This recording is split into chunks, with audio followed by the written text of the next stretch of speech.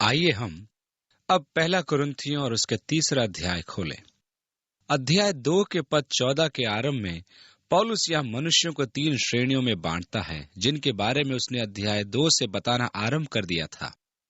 ये हैं स्वाभाविक मनुष्य, ऐसा मनुष्य जिसने नया जन्म नहीं पाया, मनुष्य जो यीशु मसीह को नहीं जानता, और इसके बारे में उसने कहा कि वह परमेश्वर की आत्मा की बातें ग्रहण नहीं कर सकता, क्योंकि उसकी दृष्टि में यह मूर्खता है। न ही वह इन्हें जान सकता है, क्योंकि इन्हें आत्मिकता से पहचाना जाता है। इसलिए स्वाभाविक या शारीरिक मनुष्य अंधकार में है, देखने योग्य नहीं, परमेश्वर की बातें जानने योग्य नहीं है। इसे जान लेने, उनके लिए प्रार्थना करने जिन्होंने उद्धार नहीं पाया, ये जानना महत्वपूर्ण है कि शैतान, जैसा कि पौलुस ने कहा, इस संसार के ईश्वर ने उनकी आंखें अंधी कर दी ताकि वे सत्य को न देख सकें। इसलिए वे सत्य को ग्रहण नहीं कर सकते, ना ही वे उसे जान सकते हैं, क्योंकि परमेश्वर के सत्य के प्रति शैतान ने उनकी आंखें अंधी कर दी हैं। जैसा कि पौलुस ने तीमुथियुस से कहा कि हम उन्हें शत्रु की बंधुआई से निकाल सकें, जो कि उन्हें उनकी इच्छा के विरुद्ध दास बनाए है। इसलिए स्वाभाविक मनुष्य के लिए हमारी प्रार्थनाओं की दशा ये होनी चाहिए कि सत्य के प्रति परमेश्वर उनकी आंखें खोले, कि परमेश्वर उन्हें शैतान की शक्ति से छुड़ाए, जिसके द्वारा वे दास बनाए गए हैं। वह अंधकार जिसे शैतान परमेश्वर के संबंध में उनके मनों में ले आया है, वह दूर किया जाए, और यह कि शैतान का कार्य बांधा जाए, जिससे कि वे स्वतंत्र किए जाएं और एक स्वतंत्र नैतिक एजेंट बनने के साथ यीशु मसीह को ग्रहण करने के योग्य बन जाएं। ये घोषणा करना एक झूठा नाम है कि स्वाभाविक मनुष्य एक स्वतंत्र नैतिक एजेंट है। वह तो स्वतंत्र नैतिक एजेंट से भी कहीं आगे बढ़ गया है। अपनी नैतिक स्वतंत्रता खोकर वह दास है और अंधकार की शक्तियों से अंधा बना दिया गया है, और इसलिए प्रार्थनाओं का जोर उसे अंधकार की शक्ति से छुड़ाता है, ताकि उसे एक स्वतंत्र नैतिक एजेंट बनाया जाए, जिससे कि वह विश्वास कर सके। अब स्वाभाविक मनुष्य के विरोधाभास में आपके पास आत्मिक मनुष्य है, और पौलुस कहता है कि वह जो आत्मिक है वह सब बातों को आत्मा से समझता या पहचानता है, हालांकि वह लोगों द्वारा भले ही न समझा जाए। पौलुस के कहने का मतलब है कि आत्मिक जन सब कुछ जांचता है, परंतु वह आप किसी से जांचा नहीं जाता, क्योंकि प्रभु का मन किसने जाना है कि उसे सिखाए, परंतु हम में मसीह का मन है। इस प्रकार आत्मिक मनुष्य वह मनुष्य है जिसका मन अब पवित्र आत्मा द्वारा नियंत्रित है। मनुष्य एक त्रिगुण प्राणी अर्थात शरीर, प्राण और आत्मा का संयोजन है। यदि शरीर को प्राथमिकता दी जाती है या शरीर ही हावी है या उच्चतम है, तब तो आपका मन शरीर की आवश्यकताओं से चलाया जाता, उन्हीं के वश में या नियंत्रण में है, और शरीर की आवश्यकताओं से ही भरा रहता है।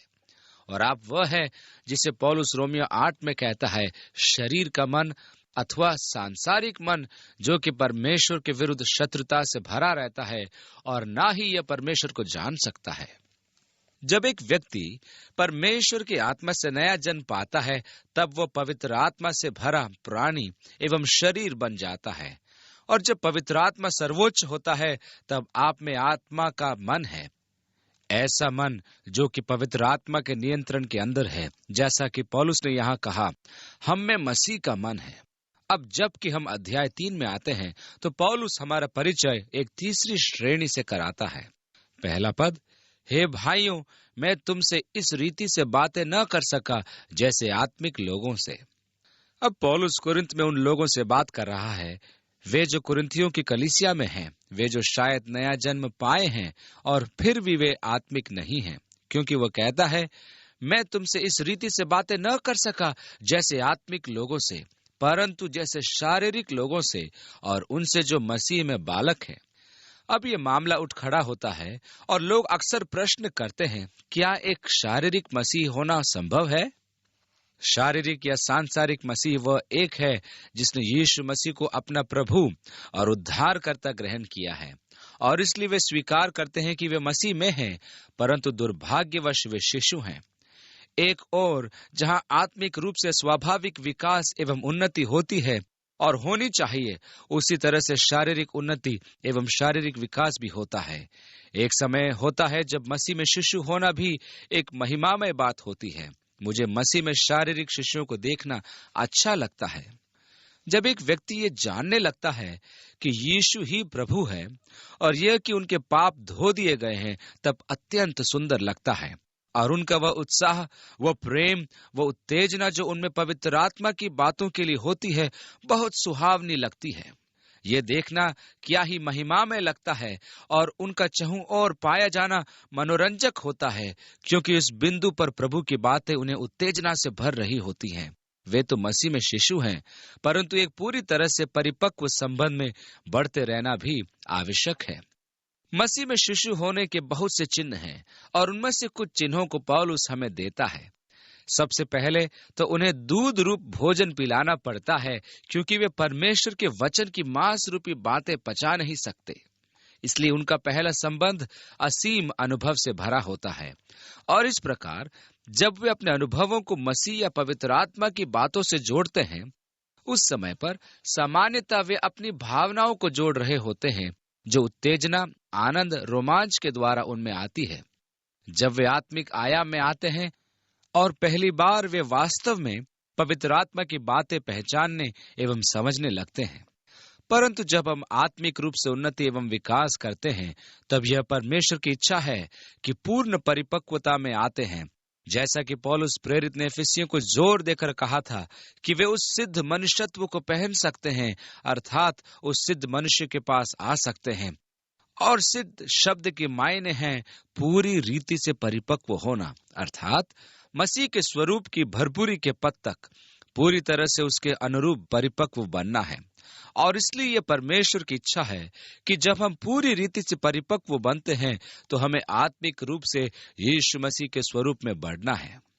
अब जब एक शिशु छोटा शिशु है और उसे शिशु ही होना चाहिए, तब यह एक सुंदर दृश्य होता है। मैं इससे बढ़कर और कोई बात नहीं जानता कि एक व्यक्ति के हृदय पर शिशु से बढ़कर और क्या लिखा जा सकता है। अपने आप में शिशु होना मायने रखता है और छोटे बच्चे के शुरू में बोले जाने वाले शब्द हमेशा अत्यधिक रोमांचकारी होते हैं। जब पहली बार आपका छोटा बच्चा आपको दादा कहता है, यदि आप नाती पोते वाले हैं और वे जानते हैं कि वे क्या कह रहे हैं, ये एक रोमांचकारी अनुभव होता है। मैं ऐसा बोला जाने को कभी भूलता नहीं और न ही भूलूंगा। एक बार हम टक्सन शहर में चर्च के पीछे रह रहे थे और रविवार की शाम की बात थी और हमारे पास केवल एक बड़ा कमरा था, जिसे हमने पर्दों से 2 भाग में बांट दिया था।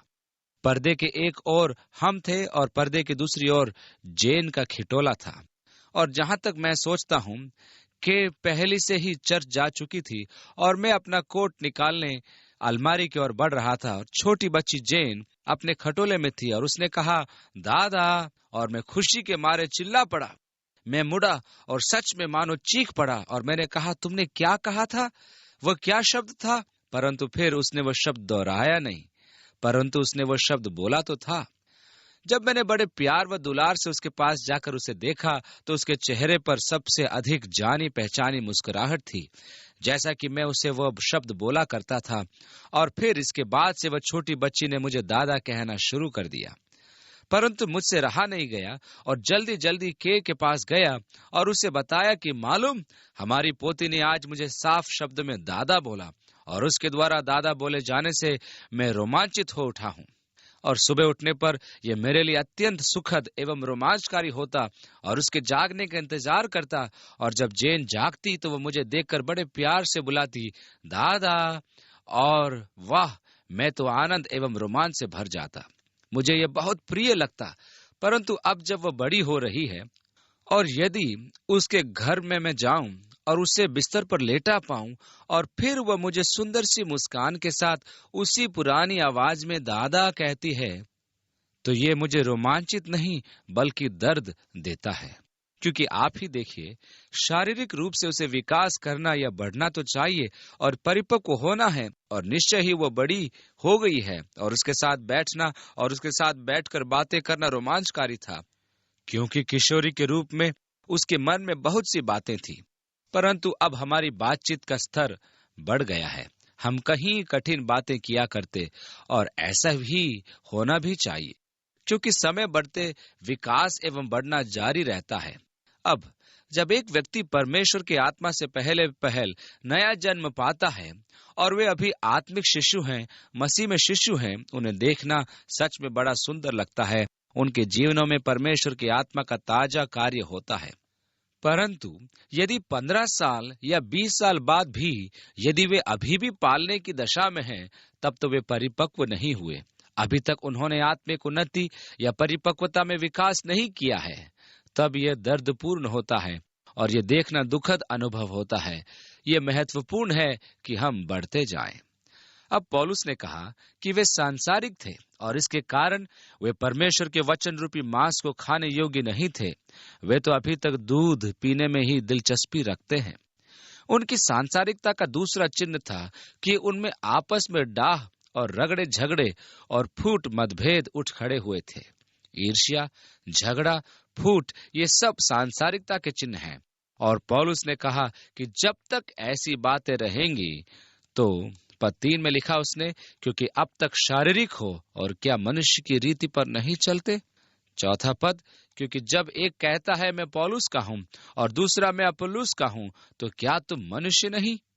ये दलबंदी या सांप्रदायिक आत्मा सांसारिकता का एक चिन्ह है, जिसके कारण मसीह की संपूर्ण देह को पहचानने से इनकार किया जाता है। इन सांप्रदायिक अवरोधों को तोड़ना होगा, और फिर चाहे बैप्टिस्ट हो या नाजरीन या चाहे प्रेस्बिटेरियन हो, एक दूसरे से प्रेम करने योग्य बनना होगा, जिससे कि उन्हें यीशु मसीह में भाई के समान ग्रहण करने योग्य बने। यह होना या किया जाना अत्यंत महत्वपूर्ण है कि मैं इन मतभेदों को न देखूं। और मेरे लिए यह देखना अत्यंत दुखद होता है कि बहुत सारे लोग अपने आप को मसीह के साथ पहचाने जाने के बदले किसी चर्च के विशेष के नाम से पहचाना जाना पसंद करते हैं, जिनमें वे जाया करते हैं। क्या आप मसीह हैं? ओह, मैं तो बैप्टिस्ट हूँ। क्या आप मसीह हैं? ठीक है, मैं तो एक प्रेस्बिटेरियन हूँ। क्या आप मसीह हैं? ओह, मैं तो कैथोलिक हूँ। मैं सोचता हूँ कि यह दुखद है। यीशु मसीह के साथ पहचाने जाने के योग्य बनने के बजाय हम गुटबंदी में फंस पड़े हैं। क्या आप मसीही हैं? आप अपना जीवन दांव पर लगाते हैं। आप किस कलीसिया के हैं?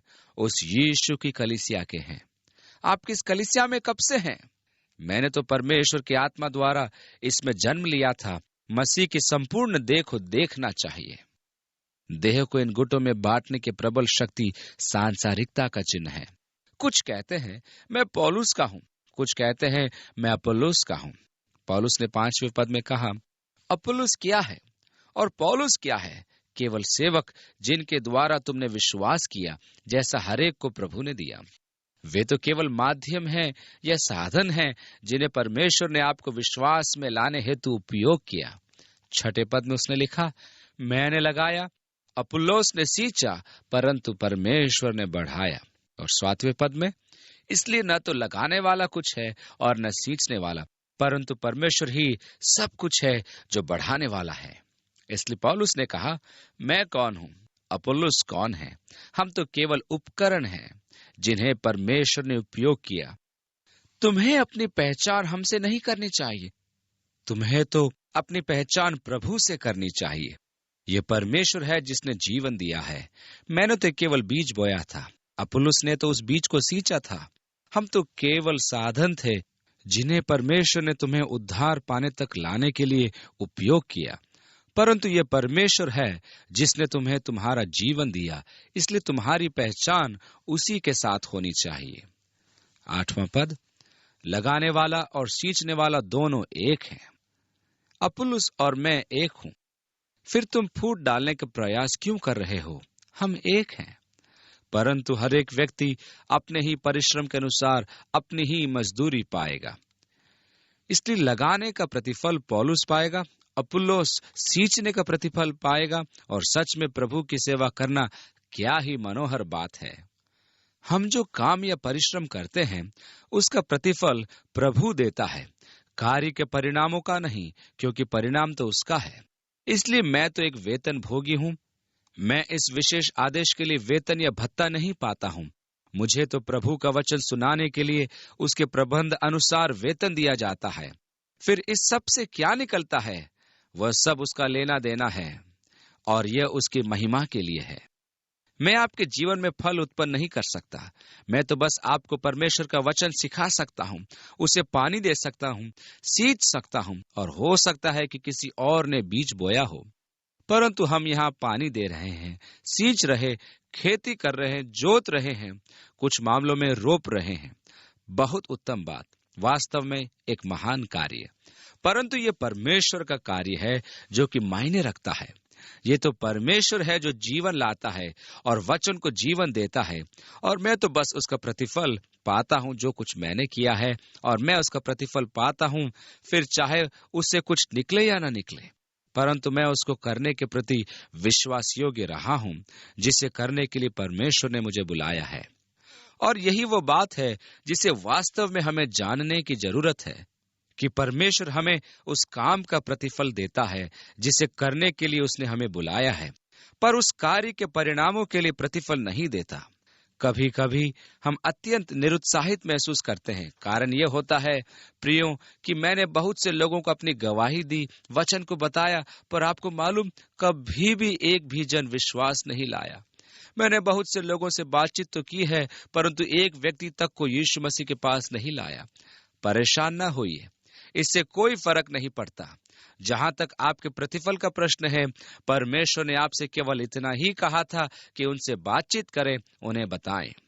परमेश्वर ने हमें यह महान आदेश नहीं दिया कि यीशु मसीह में विश्वास करने के लिए लोगों से तर्क करें, लोगों के साथ वाद विवाद में न फंसे कि बाइबल की प्रामाणिकता क्या है, या इससे सिद्ध करने बैठ न जाएं, या ऐसा ही अन्य कोई विषय में आप फंस न जाएं। इसके बदले मैं तो इसे दयनीय पाता हूं कि अक्सर हम परमेश्वर के वचन का बचाव करने की स्थिति में पाए जाते हैं। परमेश्वर ने आपको उसका वचन उपयोग करने के लिए बुलाया है। यदि आप दुविधा में थे और आप म्यान से अपनी तलवार निकाल लेते हैं, तब आप ये नहीं कहेंगे, अब आप सावधान रहिए, क्योंकि आपको मालूम संसार में यह तलवार सबसे तेज है। आपको मालूम ये मेरी बाह के बाल काट देती है, और ये गूंजने वाली तलवार है, या इसी तरह की बातें। और ये सबसे उत्तम लोहे की बनी है, और उसकी प्रशंसा में अन्य सभी बातें आप नहीं कहेंगे। आप अपनी तलवार का बचाव करने नहीं जा रहे हैं, आप इसका इस्तेमाल करने जा रहे हैं। परमेश्वर के वचन का बचाव न करें, बस इसका इस्तेमाल करें, प्रभु कार्य करेगा। पौलुस अपुल्लोस और स्वयं के लिए बोल रहा है, और आगे 9वें पद में कहता है, क्योंकि हम परमेश्वर के सहकर्मी हैं। आप देखिए, मैंने लगाया, अपुल्लोस ने सींचा, परंतु हम दोनों एक साथ परमेश्वर का कार्य कर रहे हैं। और ये हमारे लिए हमेशा ही एक महिमामय पहलू है, यह जानना कि मैं परमेश्वर के साथ सहकर्मी हूँ, उसके फसल के खेतों में उसके साथ मिलकर कार्य कर रहा हूँ। अब परमेश्वर की खेती, लगाए जाने वाले पौधे दाखलताएं हैं। यीशु ने कहा, सच्ची दाखलता मैं हूँ और मेरा पिता किसान है। प्रत्येक डाली जो मुझ में है वह फलती है। इसलिए वास्तव में आप परमेश्वर की खेती हैं। वह आपके जीवन को उपजाऊ बना रहा है, जिससे कि आप उसकी महिमा के लिए फल ला सके। और फिर वो आगे कहता है, तुम परमेश्वर की रचना हो, तुम परमेश्वर का कार्य हो। आप चक स्मिथ के कार्य नहीं, या पास्टर रोमैन के अथवा यहाँ के किसी के पास्टर के कार्य नहीं। आप परमेश्वर के कार्य हैं। यह परमेश्वर है जिसने अपने वचन के द्वारा आपके जीवन में कार्य किया है। इसलिए वह जो लगाता है कुछ नहीं है, परंतु यह परमेश्वर है जो जीवन देता और इसे बढ़ाता है। और इसलिए 10वें पद में पौलुस कहता है, परमेश्वर के उस अनुग्रह के अनुसार जो मुझे दिया गया, मैंने बुद्धिमान राजमिस्त्री के समान नींव डाली, और दूसरा उस पर रद्दा रखता है। परंतु हर एक मनुष्य चौकस रहे कि वह उस पर कैसा रद्दा रखता है। मैंने लगाया, आप परमेश्वर के भवन हैं, इसलिए वह इसे फॉर्म से निर्माण करने के लिए लेता है, खेत से बनाने के लिए लेता है। मैंने लगाया, अपुल्लोस ने सींचा, मैंने नींव डाली, अपुल्लोस ने आकर उस नींव पर निर्माण किया, क्योंकि आप परमेश्वर के भवन हैं। पर वो चेतावनी देता है, परंतु हर एक मनुष्य चौकस रहे कि वह उस पर कैसा रद्दा रखता है। 11वें पद में, क्योंकि उस नींव को छोड़ जो पड़ी है और वो यीशु मसीह है, कोई दूसरी नींव डाल नहीं सकता। कलीसिया परमेश्वर का भवन है जिसका निर्माण यीशु मसीह की नींव पर किया गया है, और जो नींव डाली जा चुकी है उसको छोड़ और कोई अन्य मनुष्य किसी नींव को नहीं डाल सकता। कैथोलिक चर्च की यह एक दुखद गलती है कि पतरस वह नींव है जिस पर कलीसिया का निर्माण किया गया, ऐसा वे लोग कहते हैं। मत्ती के सुसमाचार के अध्याय 16 में जब यीशु कैसरिया फिलिप्पी में था, तब उसने कहा, लोग मनुष्य के पुत्र को क्या कहते हैं? और वे उस समय के विचारों को बताने लगे जो यीशु के प्रति लोगों के मन में थे। अंत में यीशु ने कहा, परंतु तुम मुझे क्या कहते हो? और पतरस ने उत्तर देते हुए कहा, तू जीवते परमेश्वर का पुत्र मसीह है, अथवा तू मसीह है, तू जीवते परमेश्वर का पुत्र है। और यीशु ने कहा, हे शमौन योना के पुत्र, तू धन्य है, क्योंकि मांस और लहू ने नहीं परंतु पिता ने जो स्वर्ग में है ये बात तुझ पर प्रकट की है। और मैं भी तुझसे कहता हूं कि तू पतरस है, और मैं इस पत्थर पर अपनी कलीसिया बनाऊंगा, और अधोलोक के फाटक उस पर प्रबल न होंगे। वह एक पत्थर जिस पर कलीसिया का निर्माण हुआ था, उस पत्थर को कैथोलिक कहते हैं कि वह पतरस था, वह नींव है, पर ऐसा नहीं है। यीशु ने कहा, तू पतरस एक छोटा सा पत्थर है, इस पत्थर पर मैं अपनी कलीसिया बनाऊंगा। पत्थर या पेट्रा यूनानी भाषा में क्या है? वह चट्टान जिस पर कलीसिया बनाई गई थी। पतरस का यह मानना है कि यीशु मसीह ही मसीह है, जीवते परमेश्वर का पुत्र। यही वह नींव है जिस पर कलीसिया निर्मित हुई थी, जैसा कि यहाँ पौलुस घोषणा करता है, क्योंकि उस नींव को छोड़ जो पड़ी है और वो यीशु मसीह है, कोई दूसरी नींव नहीं डाल सकता। वो मसीह कलीसिया की नींव है। ये वही है जिस पर कलीसिया का निर्माण किया जाता है, परंतु फिर भी हमें सावधान रहना चाहिए कि उस नींव पर हम कैसे बनाते हैं। 12वां पद, यदि कोई इस नींव पर सोना या चांदी या बहुमूल्य पत्थर या काठ या घास या फूस का रद्दा रखे, तो हर एक का काम प्रकट हो जाएगा, क्योंकि वह दिन उसे बताएगा, इसलिए कि आग के साथ प्रकट होगा, और वह आग हर एक का काम परखेगी कि कैसा है। 14वां पद, जिसका काम उस पर बना हुआ स्थिर रहेगा, वह मजदूरी पाएगा। 15वां पद, यदि किसी का काम जल जाएगा तो वह हानि उठाएगा, पर वह आप बच जाएगा, परंतु जलते जलते। मसीह वह नींव है जिस पर कलीसिया का निर्माण किया जाना है।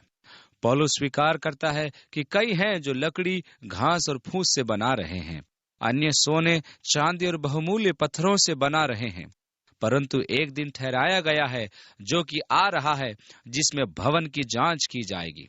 इसकी जांच आग से की जाएगी, और जब वह जांच किए जाने का दिन आता है, तब यह प्रकट हो जाएगा कि भवन निर्माण में किस प्रकार की सामग्री का उपयोग किया गया था। अब मैं विश्वास करता हूं कि आज बहुत सारे धार्मिक तंत्र लकड़ी, घास और फूस से बनाए गए हैं। मैं विश्वास करता हूं कि हम एक ऐसे युग में रह रहे हैं जिसमें किसी न किसी प्रकार से हमने परमेश्वर में सच्चे विश्वास को और यीशु मसीह की योग्यता को खो दिया है कि जो उसने करने के लिए कहा था वह नहीं कर रहे हैं, क्योंकि उसने पतरस से कहा, इस चट्टान पर मैं अपनी कलीसिया बनाऊंगा। परंतु किसी तरह हम उस विचार पर आए हैं कि वह हमारी सहायता एवं योग्यता के बिना अपनी कलीसिया नहीं बना सकता, और इस प्रकार हम प्रभु की सहायता करने जा रहे हैं कि वह अपनी कलीसिया बनाए, और उसके लिए हम व्यापक धनराशि जमा करने के अभियान चलाते हैं, और हम असाधारण कार्यक्रमों को आयोजित करते हैं कि प्रभु की उसकी कलीसिया के निर्माण में सहायता करें। परंतु वह इस कार्य को हमारी प्रतिभा और हमारी सहायता के बिना कर सकता है। मैं पुनः कलीसिया के अंदर ही शुद्धता के उस दिन की बाट जोता हूं, उस तरह की शुद्धता जब हननिया और सफीरा स्वांग भरकर प्रेरितों के पास आए, परंतु परमेश्वर की आत्मा से उनकी दो रंगी चाल छिप न सकी। उस प्रकार की शुद्धता जब तंबू को तैयार कर लिया गया था और उन्होंने आराधना शुरू कर दी थी, कि तभी हारून के दो बेटे झूठी आग लेकर आए कि यहोवा के सामने बलिदान चढ़ाए, कि तभी वेदी की आग ने उन दोनों को भस्म कर दिया। आज प्रभु के सामने बहुत सारी झूठी आग चढ़ाई जाती है। वह आग घास, फूस और लकड़ी है। एक दिन यह सब आग से जांचा जाएगा, और अधिकांश कार्य जो यीशु मसीह के नाम से किया गया, सारा का सारा भस्म और नाश हो जाएगा। सावधान रहें कि आप नींव पर किस प्रकार बनाते हैं। निश्चित कर ले कि आप सोना, चांदी, बहुमूल्य पत्थरों का उपयोग कर रहे हैं। हम परमेश्वर का भवन है, कलीसिया परमेश्वर का भवन है, मसीह नींव है। पर सावधान रहें कि आप किस प्रकार बनाते हैं, परंतु वह दिन आने वाला है जब ये जांचा जाएगा हमारे कार्य कि वे किस प्रकार के हैं। आपको याद है, यीशु ने मत्ती के अध्याय 6 में अपने पहाड़ी उपदेश में कहा था, सावधान रहो, तुम मनुष्य को दिखाने के लिए अपने धार्मिकता के काम न करो। दूसरे शब्दों में, ध्यान दो कि तुम ऐसे काम नहीं कर रहे हो या इस ढंग से कि मनुष्य से वाहवाही लूटो और प्रतिफल पाओ, क्योंकि उसने तुमसे कहा कि तुम अपना प्रतिफल पा चुके हो। इसलिए जब तुम प्रार्थना करो तो इसे सार्वजनिक दिखावा न करो। दूसरों से हमेशा इसके बारे में बताते न रहो, जिससे कि लोग जाने कि तुम क्या ही बड़े प्रार्थना योद्धा हो, क्योंकि यीशु ने कहा, तुम अपना प्रतिफल पा चुके हो। जब तुम दान देते हो तो लोगों को दिखाने के लिए न दो कि प्रत्येक जन जाने कि तुमने कितना दिया, क्योंकि तुम्हारे पास तुम्हारा प्रतिफल है। जब तुम उपवास रखो तो टाट न ओढ़ो, न ही अपने ऊपर राख डालो, और तुम्हारा मुख उदास न दिखाई दे, जिससे कि लोग जाने कि चूंकि तुम उपवास रखते हो इसलिए तुम इतने आत्मिक हो। परंतु इन बातों को बेहतर होगा कि पिता के लिए अपने पिता के सामने गुप्त में उसके सामने करो और तुम अपना प्रतिफल पाओगे। परंतु यीशु कह रहा है कि तुम लोगों की वाहवाही पाने के लिए इन बातों को दिखावे के रूप में करते हो, इसलिए केवल ये ही प्रतिफल तुम्हें उन लोगों से प्राप्त होंगे जो कि केवल मनुष्य से मिलते हैं। इसलिए हमारे कार्य जांचे जाएंगे, हमारे हृदय में इन सब कामों के लक्ष्य क्या हैं, जो समय जांचे जाएंगे जब हम परमेश्वर के सामने खड़े होंगे। अब यह कि बहुत सारे सुंदर आश्चर्यजनक काम तो किए जाते हैं, पर उस समय हमें गहरा धक्का लगेगा जब हम इन कामों के पीछे के लक्ष्य को जान लेंगे। आपको मालूम, मैंने ऐसी कुछ कार्य किए जो कि पूर्णतः असफल हो गए। मेरा मतलब यह पूर्णतया विफल थे, फिर भी मेरे हृदय का लक्ष्य ठीक था। इसलिए जो कुछ मैंने किया वो वास्तव में काफी नहीं था, परंतु इसको करने के पीछे मेरा लक्ष्य, आशय क्या था, यह महत्वपूर्ण है। अब पौलुस भवन निर्माण से व्यक्ति विशेष की ओर आता है और 16वें पद में वो कहता है, क्या तुम नहीं जानते कि तुम परमेश्वर का मंदिर हो। मंदिर के लिए 2 यूनानी शब्द हैं। पहला शब्द हेरोन पूरे मंदिर के पूरे बाहरी अहाते, चोटी को बताता है। इसमें भवन, आंगन, ड्योढ़ी, यहाँ तक कि मंदिर आधार अर्थात वो पहाड़ी जिस पर मंदिर बना था भी शामिल है। शैतान यीशु को मंदिर की चोटी पर अर्थात हेरोन पर ले गया था। मंदिर के लिए दूसरा यूनानी शब्द नाओस है, जो कि मंदिर का भीतरी भाग, पवित्र स्थान है। यह वह शब्द है जिसे यीशु ने उस समय इस्तेमाल किया था जब फरीसियों ने उससे चिन्ह की मांग की थी। इस मंदिर को ढा दो और मैं इसे 3 दिन में खड़ा कर दूंगा, अर्थात 3 दिन में मंदिर को बना दूंगा। उसने यहाँ मंदिर के भीतरी भाग अर्थात पवित्र स्थान के संदर्भ में नाओस का प्रयोग किया था। पौलुस ने कहा, तुम परमेश्वर का नाओस हो। भीतरी भाग ईश्वरीय कार्य का स्थान था। यहीं पर परमेश्वर ने स्वयं को मनुष्य पर प्रकट किया था।